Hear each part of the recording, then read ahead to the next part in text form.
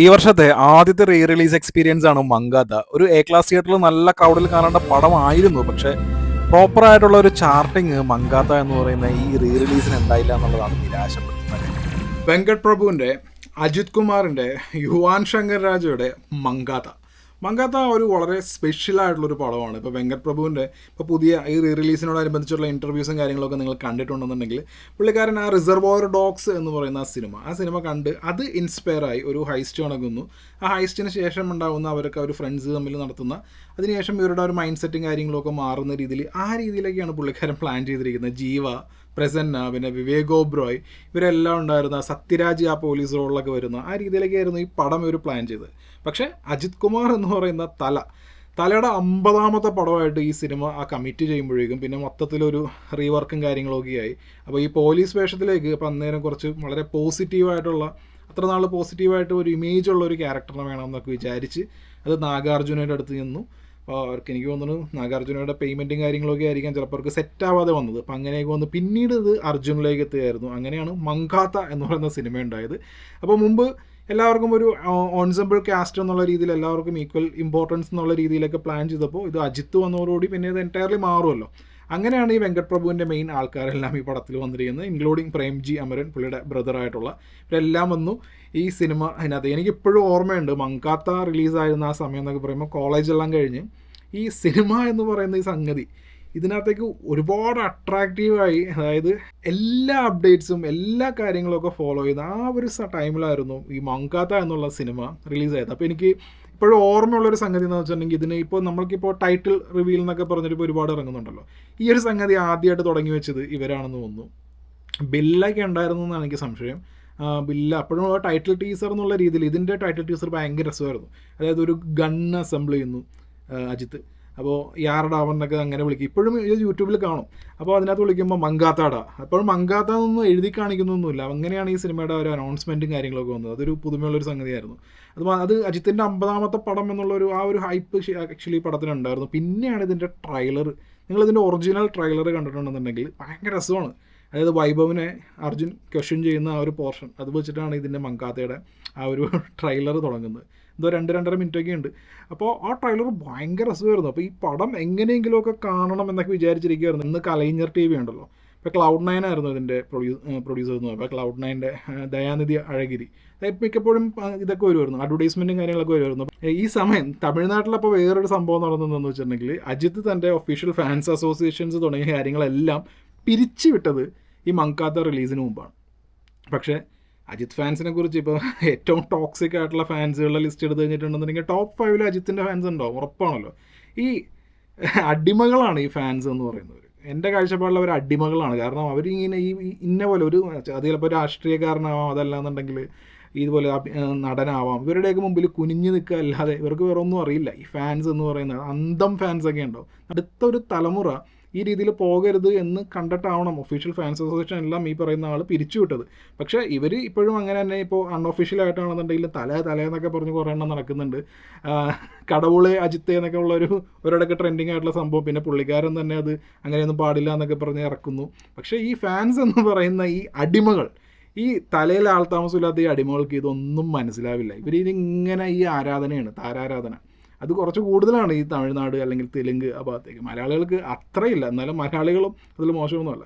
അപ്പോൾ ഈ ഒരു ഫാൻസ് അസോസിയേഷനൊക്കെ പിരിച്ചു വിട്ടതുകൊണ്ട് തന്നെ ഇപ്പോൾ ഈ പറഞ്ഞ ഇവന്മാർ കാണിക്കുന്ന ഊളത്തരത്തിൻ്റെ ധാർമ്മിക ഉത്തരവാദിത്വമൊന്നും അജിത്തിന് എടുക്കേണ്ട ആവശ്യമൊന്നുമില്ല. പക്ഷേ ഈ സിനിമ എനിക്ക് തോന്നുന്നു കുറച്ചും കൂടി ടോക്സിക് ആവാനുള്ളൊരു കാരണമായി തോന്നുന്നു. ഈ ഫാൻസ് അസോസിയേഷൻ പിരിച്ചു വിട്ട് കഴിഞ്ഞിട്ട് പിന്നെ മങ്കാത്ത എന്ന് പറയുന്ന സിനിമ റിലീസാവുന്നു. നോർമലി ഇതുപോലുള്ള വലിയ താരങ്ങൾക്ക് ഒരു ഓപ്പണിംഗ് സോങ് ഉണ്ടാവും. ആ സോങ്ങിൽ ഇവർ പറയുന്നതെന്ന് വെച്ചിട്ടുണ്ടെങ്കിൽ എന്നെ ഞാനാക്കി എൻ്റെ ഫാൻസാണ് എന്നൊക്കെ പറഞ്ഞ് അങ്ങനെ ഫാൻസിനെ പൊക്കിയടിക്കുന്ന സംഭവങ്ങളെല്ലാം ഉണ്ടാവും. പ്രത്യേകിച്ച് ചിമ്പുവിൻ്റെ പടത്തിൽ, പിന്നെ വിജയുടെ പടത്തിലൊക്കെ ഉണ്ടാവാറുണ്ട്. അപ്പോൾ ഈ മങ്കാത്ത എന്ന് പറയുന്ന സിനിമയിൽ ഭക്തി എന്ന് പറയുന്ന നിൻ്റെ തൊഴിലിൽ, അതായത് നീ എടുക്കുന്ന ജോലിയിലാണ് ആ ഭക്തി കാണിക്കേണ്ടത്, ഉത്തരവാദിത്വമാണ് നിന്നെ മുന്നേറാൻ സഹായിക്കുന്നത് തുടങ്ങിയ ലിറിക്സൊക്കെയാണ് ഈ പടത്തിലുള്ളത്. അപ്പോൾ ആ ലിറിക്സിനൊക്കെ ഇവന്മാർ, ഈ ഫാൻസ് എന്ന് പറയുന്നവന്മാർ ഡാൻസ് ചെയ്തു എന്നല്ലാണ്ട് അതൊന്നും തലയിലേക്ക് കയറ്റിയിട്ടില്ല എന്നാണ് എനിക്ക് ഇപ്പോഴും മനസ്സിലാവുന്നത്. കാരണം റീ റിലീസ് എന്നും പറഞ്ഞ് തിയേറ്ററിൻ്റെ അകത്ത് പടക്കം പൊട്ടിക്കുന്ന അങ്ങനെ എന്തൊക്കെ കാര്യങ്ങളാണ് ഒരു നടന് വേണ്ടി. ഒരാൾ എഴുതി കൊടുത്തിരിക്കുന്ന സ്ക്രിപ്റ്റ്, ആ സ്ക്രിപ്റ്റ് അതേപോലെ അങ്ങനെ അഭിനയിച്ചു എന്നല്ലാതെ വേറെ ഒന്നുമില്ല. അപ്പോൾ ഫാനിസത്തെക്കുറിച്ച് പറയാനാണെന്നുണ്ടെങ്കിൽ കുറേയേറെ പറയാനുണ്ടോ. അപ്പോൾ ഈ സിനിമയിലേക്ക് വരികയാണെന്നുണ്ടെങ്കിൽ നമ്മളിപ്പോൾ ഈ തമിഴ് സിനിമയിൽ നോക്കുകയാണെങ്കിൽ നമ്മളിപ്പോൾ ഈ ഒരു വലിയ സ്റ്റാറായിട്ട് നിന്ന് എന്നാൽ ആ ഒരു സ്റ്റാർ ഇമേജ് ഇല്ലാതെ പിന്നീടും ഒരു പ്യുവർ നെഗറ്റീവ് ക്യാരക്ടേഴ്സ് ചെയ്തിട്ടുള്ള ആൾക്കാർ ഇപ്പോൾ MGRൻ്റെ സിനിമകളൊക്കെ നോക്കുകയാണെങ്കിൽ MGRൽ അതിനകത്ത് ഒരാൾ വില്ലനാണെന്നുണ്ടെങ്കിൽ ഒരു നായകനുണ്ടാവും.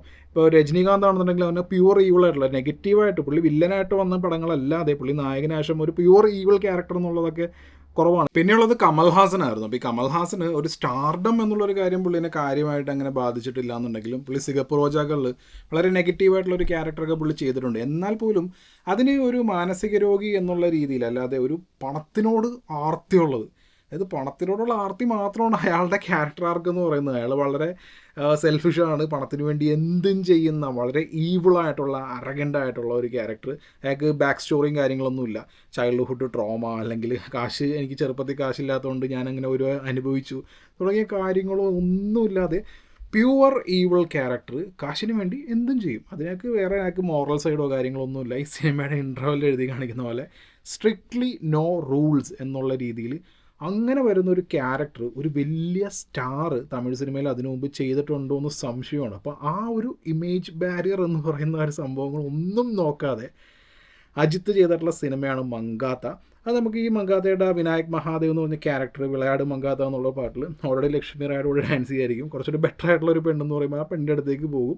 പിറ്റേ ദിവസം അയാൾ ഫ്ലാറ്റിൽ എഴുന്നേൽക്കുമ്പോൾ തന്നെ തൊട്ടിപ്പുറത്ത് അതായത് ഒരു one night stand kind of ആ ഒരു സംഭവമുണ്ട്. പിന്നെ ഇതിനകത്തേക്ക് കാമുകി വരുന്നു. അപ്പോൾ കാമുകി ഉണ്ടായിട്ടും ഒരു വൺ നൈറ്റ് സ്റ്റാൻഡൊക്കെ അറ്റൻഡ് ചെയ്യുന്ന അങ്ങനത്തെ ഒരു മോറൽ എന്നുള്ള ഭാഗത്തേക്ക് ഒരു ബിഗ് സീറോ ആയിട്ടുള്ള അങ്ങനത്തെ ഒരു ക്യാരക്ടറായിട്ട് വരുന്നത്. അപ്പോഴും ഈ മങ്കാത്ത ഈ സിനിമ എന്താണെന്നോ അതിൻ്റെ ട്വിസ്റ്റ് കാര്യങ്ങളൊന്നും അറിയാത്തതുകൊണ്ട് തന്നെ ഇയാളൊരു പോലീസ് ക്യാരക്ടർ ആയതുകൊണ്ട് തന്നെ ഇനിയിപ്പോൾ ഒരു അണ്ടർ കവർ കോപ്പായിട്ട് നിന്ന് അല്ല കള്ളന്മാരെ പിടിക്കാൻ പറ്റുന്ന രീതിയിലാണോ. ഞാൻ ഏറ്റവും ആദ്യം പടം കണ്ടപ്പോൾ എനിക്ക് അങ്ങനെയൊക്കെ ഉണ്ടായിരുന്നു. കാരണം അജിത്ത് എന്ന് പറയുന്നത് ഇങ്ങനെ പ്യുവർ ഈവിൾ ക്യാരക്ടർ നമുക്ക് മലയാളമല്ല തമിഴ് സിനിമയിൽ ഒരു ഹീറോ അങ്ങനത്തെ ഒരു റോള് ചെയ്യുമോ എന്നുള്ള കാര്യം അതിൻ്റെ ഇടയിൽ ഈ അജിത്തിൻ്റെ ജയപ്രകാശിൻ്റെ റൂമിലൊക്കെ പോകുമ്പോൾ അപ്പോൾ അവിടെ നിന്ന് കേൾക്കുന്ന കാര്യങ്ങളൊക്കെ വരുമ്പോൾ ഓക്കെ ഇയാൾ അണ്ടർ കവർ ആയിരിക്കും. അതങ്ങനെയൊക്കെയാണ് ഞാൻ ആദ്യം പടം കണ്ടപ്പോൾ വിചാരിച്ചുകൊണ്ടിരുന്നത്. പക്ഷേ ഇൻ്റർവെല്ലായപ്പോഴേക്കും പടത്തിൻ്റെ മൊത്തത്തിലുള്ള ആ ഒരു ഇത് തന്നെ മാറി. ആ ഇൻ്റർവെൽ സീക്വൻസ് തന്നെ വരുന്നത് അങ്ങനെയാണ്, പുള്ളി എത്രത്തോളം ഈവിളായിരിക്കും എന്നുള്ള രീതിയിൽ. അപ്പോൾ ഈ വെങ്കട് പ്രഭു ഈയിടയ്ക്ക് പറയുന്നുണ്ടായിരുന്നു, അതായത് സരോജ എന്ന് പറയുന്നൊരു സിനിമയുണ്ട്. അപ്പോൾ ഈ സരോജ എന്നുള്ള സിനിമയിൽ ഈ ജയറാമിൻ്റെ ക്യാരക്ടറും സമ്പത്തിൻ്റെ ക്യാരക്ടറും രണ്ട് പോലീസുകാരാണ്. അപ്പോൾ അവർ രണ്ടുപേരും കൂടി പ്ലാൻ ചെയ്തിട്ട് ചെയ്തൊരു കാര്യമുണ്ട്. സരോജയിൽ ഇവർ നെഗറ്റീവ് ക്യാരക്ടേഴ്സ്, ഇവർ വില്ലന്മാരാണ്. അപ്പോൾ സരോജയിൽ അതിനകത്തുള്ളത് പിള്ളേർ സെറ്റൊക്കെയാണ് അതിനകത്ത് നായകന്മാരായിട്ട് വരുന്നത്. അപ്പോൾ അവസാനം ഈ വില്ലന്മാരെ നായകന്മാരൊക്കെ കൂടി ഡിഫീറ്റ് ചെയ്യുന്നതൊക്കെയാണ് സരോജ എന്ന് പറയുന്ന സിനിമയുടെ കഥ. ആ ഒരു മെയിൻ പ്ലോട്ട് തന്നെയാണ് മങ്കാത്തയിലും വന്നിരിക്കുന്നത്. പക്ഷേ ഇവിടെ അത് വേറെ രീതിയിലാണ് പുള്ളി എടുത്ത് വെച്ചിരിക്കുന്നത്. അപ്പോൾ വെങ്കട് പ്രഭുവിൻ്റെ ഒരു കൈൻഡ് ഓഫ് ബ്രില്യൻസ് എന്ന് പറയുന്നത് സരോജ എന്ന് പറയുന്ന പടത്തിൽ പുള്ളി ഓൾറെഡി ചെയ്തൊരു കാര്യം. അപ്പോൾ അതിനകത്ത് രണ്ട് പോലീസ് ഓഫീസേഴ്സ് അവർ രണ്ടുപേരും പ്ലാൻ ചെയ്ത് ചെയ്യുന്ന കാര്യം. അപ്പോൾ പക്ഷേ അവരിതിനകത്ത് സക്സസ് ആവുന്നില്ല. പക്ഷേ ഇതിൽ അജിത്ത് അർജുൻ ഇവർ രണ്ടുപേരും തമ്മിൽ പ്ലാൻ ചെയ്യുന്ന കാര്യങ്ങൾ ഇതുപോലെ തന്നെ ഓപ്പോസിറ്റ് കുറച്ച് പിള്ളേരാണ്, പക്ഷെ അവരെല്ലാവരെയും കൊല്ലും. അപ്പോൾ ആ രീതിയിലാണ് മങ്കാത്ത പുള്ളി ചെയ്തു വെച്ചിരിക്കുന്നത്. അപ്പോൾ അതിന് ഒരു നിസ്സാര കാര്യമൊന്നും അല്ല ഇങ്ങനത്തെ ഒരു പടം എക്സിക്യൂട്ട് ചെയ്യുക. അതിന് അജിത്തിനെ പോലുള്ള ബിഗ് സ്റ്റാർ ഇങ്ങനെ ഇപ്പോൾ ഈ സിനിമയിലെ പാട്ട് സീൻ സാധാരണ നമ്മൾ ഈ സ്റ്റാർ വെഹിക്കിൾ ഫിലിംസൊക്കെ നോക്കുകയാണെന്നുണ്ടെങ്കിൽ 5 പാട്ടുണ്ടാവും, 5 പാട്ടിൽ നായകൻ്റെ പാട്ടായിരിക്കും. പക്ഷേ ഈ സിനിമയിൽ അങ്ങനെയൊന്നുമില്ല. ഈ സിനിമയിൽ പാട്ടുകളുടെ കാര്യം നോക്കുകയാണെന്നുണ്ടെങ്കിൽ വിളയാട് മങ്കാത്ത, പിന്നെ ആ ഒരു വാടാ ബിൻലാദ എന്ന് പറയുന്ന പാട്ട്, പിന്നെ മച്ചി ഓപ്പൺ ദ ബോട്ടിൽ, ഈ ഒരു പാട്ടിലൊക്കെ ഉള്ളൂ. അല്ലാതെ ഇതിനകത്ത് വൈഭവിന് വേണ്ടി സെപ്പറേറ്റ് ഒരു പാട്ടുണ്ട്, മഹത്തിനും പിന്നെ പ്രേംജിക്കും ലക്ഷ്മി റായ്ക്കും വേണ്ടിയിട്ടുള്ള ഒരു പാട്ട് ഇതിനകത്ത് വന്നിട്ടുണ്ട്. പിന്നെ ഈ സിനിമയിലെ മെയിൻ ഹൈലൈറ്റ് എന്ന് പറയുന്നത് ലവ് ഫെയിലിയർ സോങ്സ് തമിഴിൽ ഇഷ്ടം പോലെയുണ്ട്. അപ്പോൾ അതൊക്കെ നോക്കുകയാണെന്നുണ്ടെങ്കിൽ അതെല്ലാം ഒരു മെയിൽ പോയിന്റ് ഓഫ് വ്യൂവിൽ നിന്നിട്ടുള്ള, അതായത് ഒരു ആണിൻ്റെ പോയിന്റ് ഓഫ് വ്യൂവിൽ നിന്നുള്ള ലവ് ഫെയിലിയർ സോങ്സ് ആണ് ഈ സിനിമയിൽ കാണാവുള്ളൂ. പക്ഷേ ഇതിനകത്ത് തൃഷയുടെ പോയിന്റ് ഓഫ് വ്യൂവിൽ ഒരു ലവ് ഫെയിലിയർ സോങ് വരുന്നുണ്ട്, എൻ അൻപത് എന്നുള്ള ആ പാട്ടില്ലേ. അപ്പോൾ ആ പാട്ടിൽ വരുന്ന ആ ഒരു ലിറിക്സ് ആണെങ്കിലും കാര്യങ്ങളുണ്ട്. അപ്പോൾ അങ്ങനെ കൈൻഡ് ഓഫ് കുറേ പുതുമയുള്ള സംഗതികളെല്ലാം ഈ പടത്തിൽ ഇവർ ട്രൈ ചെയ്തിട്ടുണ്ട്. പിന്നെ ഇതിനകത്തൊരു ടൈം ലൈൻ മിസ്റ്റേക്ക് ഞാൻ ഈയിടക്കാണ് ശ്രദ്ധിച്ചത്. സംഭവം എന്താണെന്ന് വെച്ചിട്ടുണ്ടെങ്കിൽ ഇതിനകത്ത് വൈഭവിനെ അഞ്ജലിയുടെ ആ ഒരു പോർഷൻ വരുമ്പോഴേക്കും അവർ വൈഭവ് അഞ്ജലിനെ വിളിച്ചുകൊണ്ട് വരുമ്പോൾ തന്നെ പിന്നീട് ആ ഒരു പാട്ടാണ് എൻജാടേ നീ എന്ന് പറഞ്ഞ പാട്ടില്ലേ. അപ്പോൾ ആ പാട്ടിൽ കാണിക്കുന്ന കുറച്ച് സീക്വൻസ് ഉണ്ട്. അപ്പോൾ അതിൽ അർജുനും അജിത്തും കൂടി ഒരു ഷോപ്പിംഗ് മോളിൽ ഒരേ കളറുള്ള ഡ്രസ്സ് ഇട്ടുകൊണ്ടും വരുന്ന സീക്വൻസ് ഒക്കെ ഉണ്ട്. പിന്നെ ലാസ്റ്റ് റിവീലിൽ അവർ ആ ഷോപ്പിംഗ് മോളിൽ ഡ്രസ്സ് മാറുന്ന ചേഞ്ചിങ് റൂമിൽ വെച്ചിട്ട് ആ പിള്ളേർ ഇങ്ങനെ ഒരുപാട് പ്ലാൻ ചെയ്യുന്നുണ്ടെന്നൊക്കെ അജിത്ത് പറയുന്നുണ്ട്. പക്ഷേ ശരിക്കും പറഞ്ഞിട്ടുണ്ടെന്നുണ്ടെങ്കിൽ ആ ഒരു പാട്ടിൻ്റെ ആ ഒരു ടൈം ലൈനിൻ്റെ ഒരു മിസ്റ്റേക്കാണ് ആ പടത്തിൽ വരുന്നത്. മങ്കാത്തയിൽ ഒരുപാട് ലോജിക്കൽ കാര്യങ്ങളൊക്കെ ഉണ്ട്. കാരണം അത് ലോജിക്ക് പ്രകാരം അതിനകത്ത് കാണിക്കുന്ന ഹൈസ്റ്റ് കാര്യങ്ങളൊന്നും നോൺ ലോജിക്കലായിട്ടുള്ളതാണ്. പക്ഷേ ആ ഒരു എൻറ്റയർ ടൈം ലൈൻ തന്നെ തെറ്റിക്കുന്ന പോലുള്ള ഒരു മിസ്റ്റേക്ക് ആയിരുന്നു ഇവർ ചെയ്തു വെച്ചിരുന്നത്. ആ പാട്ട് അവിടെ വരേണ്ട ആവശ്യമില്ല. ആ പാട്ട് കഴിയുമ്പോൾ തന്നെ നമുക്ക് കാണുന്നത് ഈ വൈഭവിൻ്റെയും മഞ്ജുലയുടെയും കല്യാണ റിസപ്ഷനാണ്. ആ റിസപ്ഷൻ്റെ അവിടെ വെച്ച് പിന്നെയും കുറച്ചൊക്കെ കഴിയുമ്പോഴാണ് ഇവർ ഈ ഹൈസ്റ്റ് പ്ലാൻ ചെയ്യുന്നത്, അതായത് ഈ പിള്ളേർ പ്ലാൻ ചെയ്യുന്നത്. ആ ഹൈസ്റ്റ് പ്ലാൻ ചെയ്തതിന് ശേഷമാണ് ശരിക്കും പറഞ്ഞിട്ടുണ്ടെങ്കിൽ അജിത്തും അർജുനും ഈ ഒരു കാര്യം അവിടെ പറയേണ്ടിയിരുന്നത്. പക്ഷേ അവർ അതിനേക്കാളും മുമ്പ് ആ പാട്ടിൽ കുറേ സീക്വൻസ്, അതായത് അർജുൻ്റെയും ആൻഡ്രിയയുടെയും സീക്വൻസും ഇതൊക്കെ വെക്കണേൻ്റെ കൂട്ടത്തിൽ ഇതും കൂടി അങ്ങ് കയറ്റി വെച്ച് പോയി. അതൊരു മിസ്റ്റേക്കാണ്. പക്ഷേ അതൊന്നും നമ്മൾ ശ്രദ്ധിച്ചിട്ടില്ല ഈ പടത്തിൽ, കാരണം ഭയങ്കര സ്റ്റൈലിഷായിട്ടും കാര്യങ്ങളൊക്കെ ആയിട്ട് വരുന്നതല്ല. പിന്നെ ഈ സിനിമ ഞാൻ ഏറ്റവും ആദ്യം കണ്ടപ്പോൾ എനിക്കപ്പോൾ ഇൻ്റർവെല്ലായപ്പോഴും പിന്നെ അത് ക്ലൈമാക്സിനകത്തേക്ക് വരുമ്പോഴും ഈ അർജുൻ്റെ ഇമേജ്, അർജുൻ അന്ന് ആ സമയത്തൊന്നും ഇരുമ്പത്തിരയൊന്നും റിലീസായിട്ടില്ല. അപ്പോൾ ഈ അർജുൻ എന്ന് പറയുന്നത് അപ്പോഴും ഒരു സ്റ്റാറാണ്, സ്റ്റാർ മെറ്റീരിയലാണ് പുള്ളി അപ്പോഴും ഹീറോ ആയിട്ടൊക്കെ അഭിനയിക്കുന്ന ഒരാളാണ്. അപ്പോൾ ഈ പടത്തിൽ ഓക്കെ അജിത്ത് ഒരു വില്ലൻ റോൾ ചെയ്തു, അപ്പോൾ അവസാനം ഇങ്ങനെ വെടിവെക്കുന്നു, മരിക്കുന്നു. അപ്പോൾ ശരിക്കും ഓക്കെ അർജുൻ അജിത്തിനെ വെടിവെച്ച് കൊന്നു, കാരണം എങ്ങനെയൊക്കെയാണല്ലോ പടം അവസാനിക്കേണ്ടത്. കാരണം ആ സമയമൊക്കെ ഈ മോറൽ സൈഡൊക്കെ നോക്കിയിട്ടാണല്ലോ എല്ലാവരും പടം വരുന്നത്.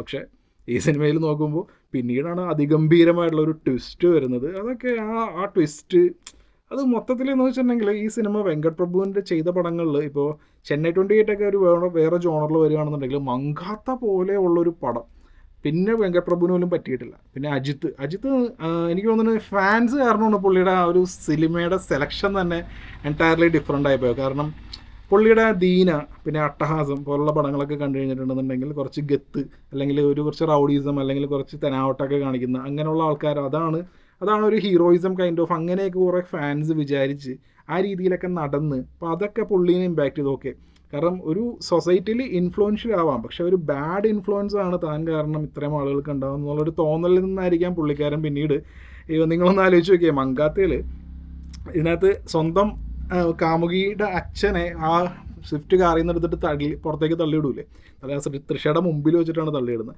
ആ എൻറ്റയർ സീക്വൻസ് വരുന്നത് എന്താണ്, 6 മാസം പുകവലിക്കാതെ വെള്ളമൊടിക്കാതെ നീ നിന്നു എന്നുള്ള രീതിയിൽ തൃഷയൊക്കെ പറയുന്നുണ്ട് ആ ഒരു സീനിന് മുമ്പ്. പക്ഷേ ഈ സീൻ തുടങ്ങുന്നത് വെച്ചാൽ പുള്ളി ഇങ്ങനെ നല്ല കട്ടക്ക് സിഗരറ്റ് വലിച്ചുകൊണ്ട് വെക്കുമ്പോഴാണ് തൃഷ ഓടുന്നത്. അപ്പോൾ തൃഷ ഇങ്ങനെ സംശയത്തോടെ നോക്കുന്നുണ്ട്, ഇത് അവൻ സിഗരറ്റ് തന്നെയാണോ വലിക്കുന്നതെന്ന്. അപ്പോൾ അത് കാണുമ്പോൾ തന്നെ ഈ ഡോറ് തുറന്ന്, അതായത് ഇനി എനിക്ക് വേറെ ഒന്നുമില്ല, എനിക്ക് അവളുടെ മുമ്പിൽ ഇനി നല്ലവനാവേണ്ട ആവശ്യമില്ല എന്ന് പറഞ്ഞാൽ ഡോറ് തുറന്ന് അച്ഛനെ അവളുടെ മുമ്പിൽ തള്ളിയിടുന്ന ഒരു ക്യാരക്ടറായിട്ട് അത്രയും ഈവിളായിട്ട് അഭിനയിച്ചിരുന്ന ആളാണ് പുള്ളി. ഇതിനകത്ത് ഈ വിടാമുയർച്ചയിൽ നേരെ ഭയങ്കര സോഫ്റ്റായിട്ടുള്ള ഒരു കാമുകൻ, ഭാര്യയുടെ അവിഹിതം പോലെ പറഞ്ഞിട്ടും നീ അത് നിനക്ക് അവിഹിതം വേണ്ടെന്ന് നീ എന്നോട് പറഞ്ഞു, അപ്പോൾ നീ എന്നോട് ഇപ്പോഴും സിൻസിയറാണ് എന്നൊക്കെ രീതിയിൽ ഡയലോഗ് പറയുന്ന ആ രീതിയിലുള്ള ക്യാരക്ടേഴ്സ് പുള്ളി ചൂസ് ചെയ്യാൻ തുടങ്ങിയത്. പക്ഷേ തല ഫാൻസ് ഒരിക്കലും ഇതുപോലുള്ള വിടാമുയർച്ചി പോലുള്ള അതുപോലത്തെ ഒരു ഹസ്ബൻഡ്, സോഫ്റ്റായിട്ടുള്ള, ഒട്ടും ടോക്സിക് അല്ലാത്ത, അങ്ങനെ ഭയങ്കര ഇമ്പൾസീവായിട്ട് റിയാക്ട് ചെയ്യാത്ത അങ്ങനെയുള്ള ഒരു ഹസ്ബൻഡായി ആ ഒരു മോഡൽ സ്വീകരിക്കില്ല. അവർ എപ്പോഴും ഒരു എന്താ പറയുക, നെഗറ്റീവായിട്ടുള്ള കാര്യങ്ങളാണ് കൂടുതൽ ആൾക്കാർക്ക് അട്രാക്റ്റീവ് ആവുന്നത്. അതുകൊണ്ട് തന്നെയാണ് മങ്കാത്ത ഇപ്പോഴും റിലീസ് വന്നിട്ടും ഏറ്റവും കൂടുതൽ കളക്ഷൻ ആ ഒരു വീക്കിൽ പുതിയ സിനിമകളൊക്കെ ഉണ്ടായിട്ടും ആ പടത്തിന് കിട്ടാനുള്ള കാരണം അതാണ്. അപ്പോൾ ഈ മങ്കാത്ത എന്ന് പറയുന്നത് ആ സിനിമയുടെ ഇപ്പോൾ ഒരു വലിയ ഹീറോ, അവരുടെ ഫാൻസ്, ഇൻഫ്ലുവൻസ് അതെല്ലാം മാറ്റി തീർത്ത് നോക്കുകയാണെന്നുണ്ടെങ്കിൽ ആസ് എ ഫിലിം എന്നുള്ള രീതിയിൽ നോക്കുകയാണെങ്കിൽ എൻ്റെ ഫേവറേറ്റ് ഫിലിമാണ്, ഓൾവേസ് എൻ്റെ ഫേവറേറ്റ് ഫിലിമാണ്. കാരണം ഇത് യുവാൻ ശങ്കർ രാജയുടെ പീക്ക് വർക്ക് എന്നുള്ള ആ രീതിയിൽ പറയാൻ പറ്റുന്ന ഒരു പടമാണ് അജിത്ത് ഇതിനു മുമ്പ് വാലിയിലും പിന്നെ അട്ടഹാസത്തിലും ഒക്കെ ഒരു നെഗറ്റീവ് ടച്ച് ആ ഒരു വൈബ്, ഇതുപോലെ പുള്ളിക്കാരൻ നെഗറ്റീവ് വന്നിട്ടുള്ള ഒരു പടം വേറെയില്ല. അത് ആ ക്യാരക്ടറൈസേഷൻ തന്നെ ഭയങ്കര രസമാണ്. കാരണം നമുക്ക് ഒരിക്കലും വിനായക് മഹാദേവ് അത്രയും ഈവിളാണ്, അത്രയും മോശം ക്യാരക്ടറാണെങ്കിൽ പോലും ഒരിക്കലും നമുക്ക് ആ വിനായക് മഹാദേവിനെ വെറുക്കാൻ പറ്റില്ല. കാരണം ആ സ്വാഗിൽ, ആ ആറ്റിറ്റ്യൂഡിൽ, ആ രീതിയിലാണ് പുള്ളി ചെയ്തു വെച്ചിരിക്കുന്നത്. ആ ക്യാരക്ടർ അവസാനം ഓക്കെ ഗെയിം ഓവർ എന്ന് പറയുമ്പോൾ നമ്മൾ ക്ലാപ്പ് ചെയ്തിട്ടാണ് പോകുന്നത്.